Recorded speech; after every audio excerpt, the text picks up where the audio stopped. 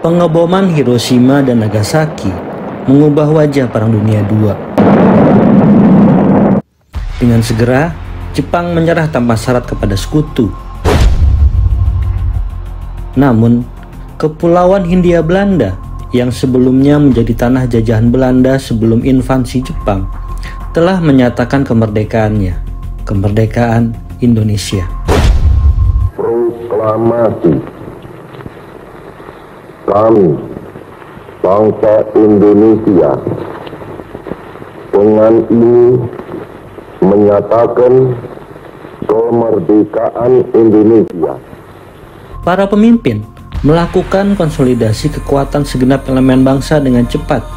Setiap rakyat Indonesia diajak untuk bekerja demi tujuan bersama, yakni mendirikan pemerintahan yang berfungsi cukup kuat untuk menahan serangan apapun yang mengancam kemerdekaan Indonesia. Sejak awal, para pemimpin republik sadar bahwa mereka akan segera melawan 3 kekuatan besar. Pertama, sekutu yang bertanggung jawab atas wilayah-wilayah jajahan Jepang, termasuk Indonesia. Kedua, Belanda yang ingin kembali menjajah Indonesia. 3, kekuatan Jepang sebagai pihak yang kalah, yang diminta sekutu agar tetap menjaga Indonesia dalam keadaan status quo. Pada 16 September 1945, rombongan perwakilan sekutu mendarat di Tanjung Priok, Jakarta dengan menggunakan kapal Cumberland. Rombongan ini dipimpin Laksamana Muda W.R. Patterson. Pada 29 September 1945, ketika APNI yang bertanggung jawab atas Hindia Belanda mulai mendarat di Tanjung Priok di bawah pimpinan Letnan Jenderal Sir Philip Christison, pasukan sekutu diketahui dibonceng oleh Nika, pimpinan Van der Vlas, sebagai wakil Van Mook. Awalnya, kedatangan tentara sekutu disambut terbuka oleh Indonesia. Namun, setelah diketahui bahwa pasukan sekutu tersebut dibonceng Nika yang dengan terang-terangan ingin menegakkan kembali kekuasaan Hindia Belanda, maka sikap Indonesia pun berubah menjadi curiga dan mulai memerangi mereka. Berdalih menjaga keamanan dan ketertiban, Nika kemudian memerangi tentara keamanan rakyat dan laskar-laskar rakyat.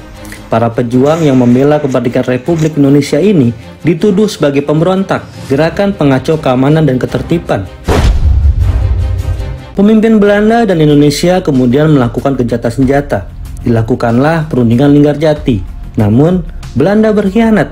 Belanda melancarkan agresi militer satu di Sumatera dan Jawa. Rakyat Indonesia melawan, termasuk dengan menerapkan taktik bumi hangus, yakni membakar gedung, pabrik, hingga menghancurkan infrastruktur lainnya, ketimbang membiarkan jatuh dan dimanfaatkan oleh Belanda. Pada pertengahan 1947, PBB mencoba mediasi. Delegasi Australia, William Hodgson, menyuruhkan penghentian segala permusuhan dan arbitrase damai. So long, however, as Dutch troops remain in Republican territory, there remains the threat to the very existence of the Republic, and therefore also to lasting peace. The Republic of Indonesia asks therefore that the Security Council of the United Nations order the complete withdrawal of Dutch troops from all Republican territories.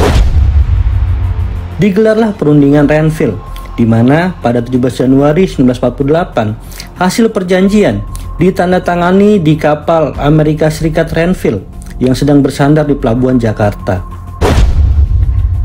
Tetapi masalah itu masih jauh dari selesai. Pada 18 September 1948, Republik Indonesia ditikam dari belakang.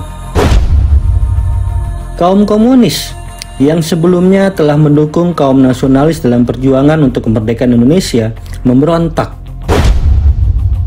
Pemberontakan itu dilakukan secara tidak tepat, sehingga dihancurkan oleh tentara Republik Indonesia dalam waktu 1 bulan saja. Para pemimpin komunis ditangkap atau dibunuh. Kekuatan komunis di Indonesia pun runtuh.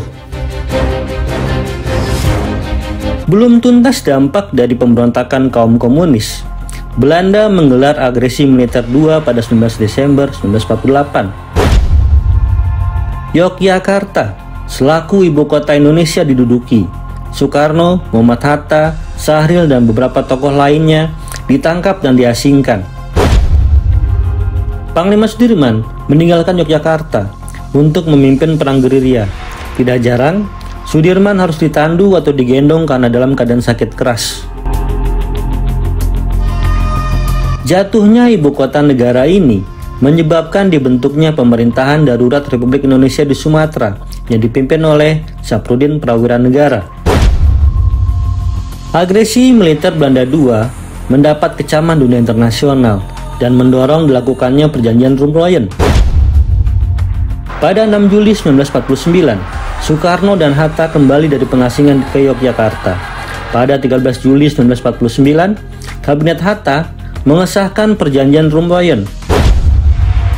Dan Syafruddin Prawira Negara yang menjabat Ketua PDRI menyerahkan kembali mandatnya kepada Soekarno dan secara resmi mengakhiri keberadaan PDRI pada 13 Juli 1949. Pada 3 Agustus, gencatan senjata antara Belanda dan Indonesia dimulai di Jawa dan Sumatera. Konferensi Meja Bundar digelar. Pesertanya Republik Indonesia, negara-negara BFO bentukan Belanda, pihak Belanda, serta perwakilan PBB yang mencapai sejumlah kesepakatan, kecuali masalah Papua Barat. Bangsa Indonesia dan bangsa Belanda kedua-duanya akan memperoleh bahagianya. Anak cucu kita, angkatan kemudian akan berterima kasih pada kita. Pada Desember 1949, Republik Indonesia Serikat resmi berdiri.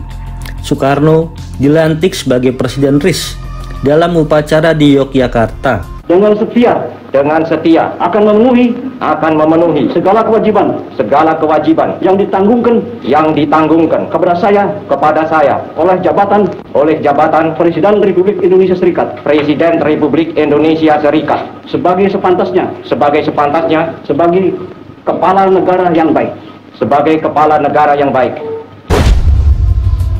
Hatta selaku Perdana Menteri RIS kemudian melaksanakan pemindahan kekuasaan dari Belanda kepada Indonesia di Den Haag, Belanda. Het is een voorrecht deze daad van overdracht der soevereiniteit te verrichten tegenover de geschiedenis, of beter gezegd, voor het aangezicht Gods, die weet waarom dit samengaan in vrijheid niet eerder en ook niet later werd bereikt en die het falen kent der generaties. Sementara di Indonesia, serah terima diwakili oleh Sultan Hamengkubuwono IX selaku Menteri Pertahanan RIS. Esok harinya, Soekarno kembali ke Jakarta. Kedatangan Soekarno disambut oleh lautan massa rakyat yang merindukan kemerdekaan Indonesia. Dan saudara-saudara sekalian, apa sebab sekarang Sang Triwarna bisa berkibar di sini? Hak lain tak bukan jalan oleh karena rakyat Indonesia yang 70 miliar ini berjuang mati-matian.